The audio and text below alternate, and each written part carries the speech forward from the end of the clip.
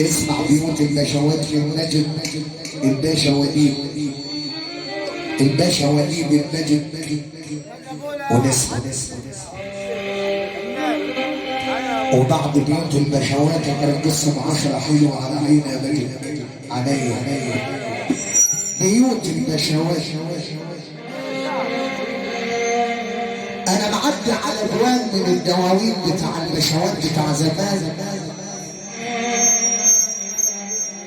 فبقول الديوان ده شكله حلو، قال الديوان حلو بس ناقصه حاجه واحده. صاحب الديوان رحل واللي ملك القناه والديوان الخدام، وصبحوا بيقولوا للخدام يا باشا اسمع انا قلت ايه.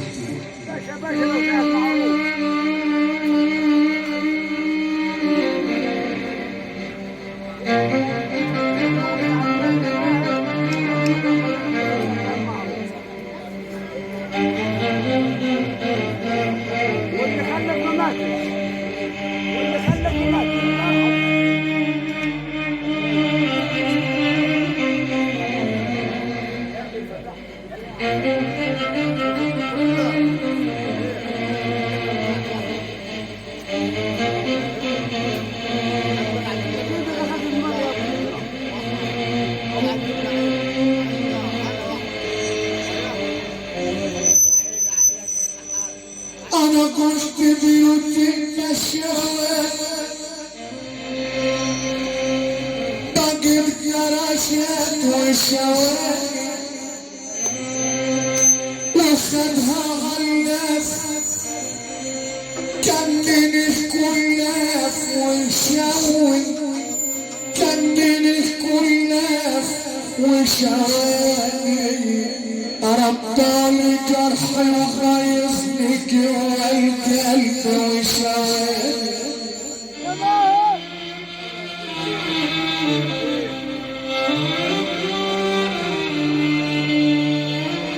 بيوت البشوات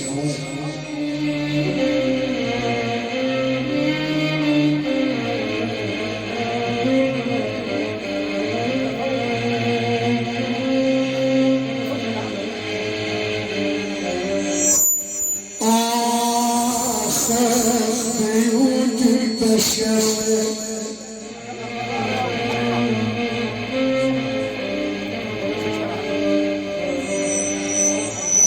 يا بيوت البشوات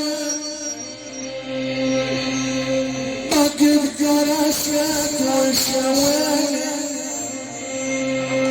وخدها غلاف كمل الكلاف والشوي، كمل الكلاف وشوي، رباني جرح وخايفني جوا القلب وشوي.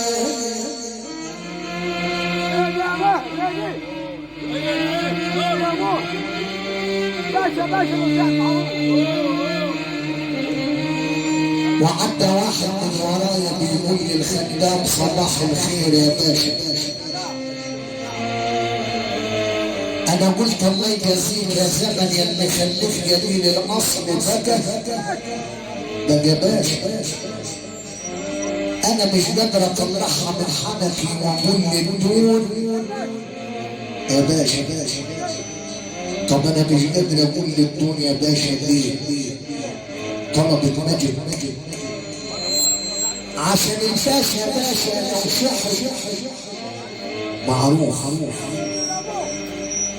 بس انت اللي غلطان بتزرع في الجبال معروف. طب انت مين اللي قال لك جليل الادب هيضمر حداه معروف؟ ده زي الارض الردية كل ما تكرمها كل ما تنكر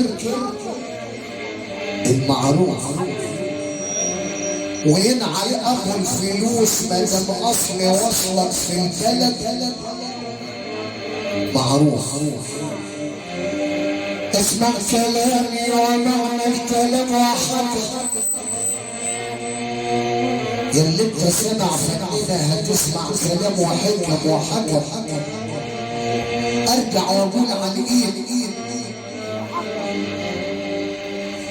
غير ابوك وامك على الدنيا ملكش حبيب، وتحلها بسندك ليه وكان حلها في الايد.